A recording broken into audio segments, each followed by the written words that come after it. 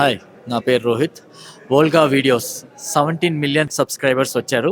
దానికి Hartley congratulations. Please subscribe Volga videos.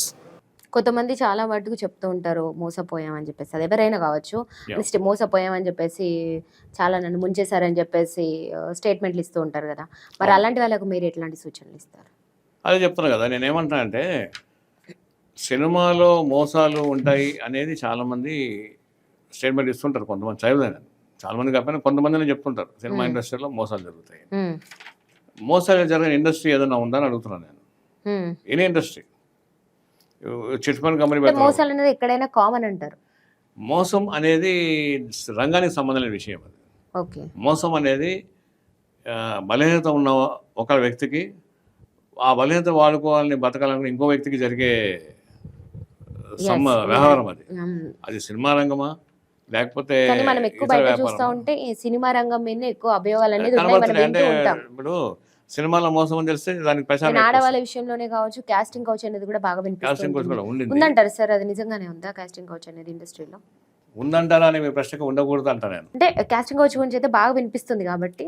అవును, అంటే దానికి యాక్చువల్గా దానిలో నా లైన్లో నేను లేనండి. నేను పనిచేసిన కంపెనీలు కానీ పనిచేసిన నిర్మాణ సంస్థలు కానీ మేము పనిచేస్తున్న విధానం కానీ దానికి అవకాశం లేదు.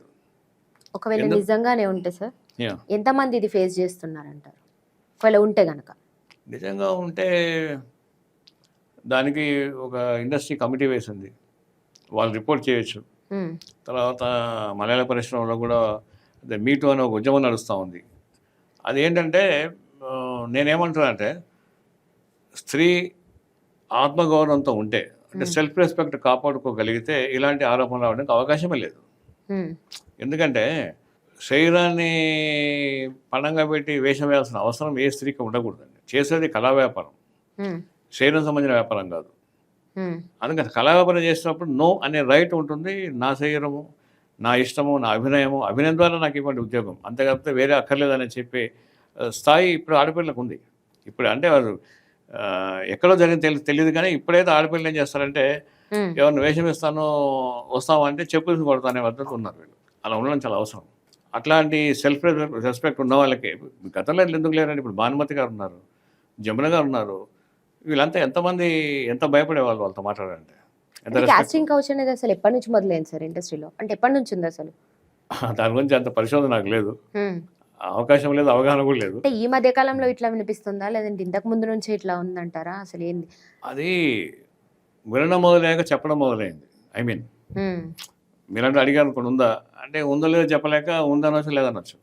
కానీ అది ఉంటే ఉందనుకోవాలి, లేకపోతే లేదనుకోవాలి. కానీ నేనేమన్నా అంటే ఆ పరిశోధన తర్వాత ఆ చరిత్ర ఎంతమంది ఇలా జరిగింది అంకెలు నాకు తెలియవు. కానీ సెల్ఫ్ రెస్పెక్ట్ కాపాడుకునే స్త్రీల విషయంలో జరగదు అని గట్టిగా చెప్పగలను.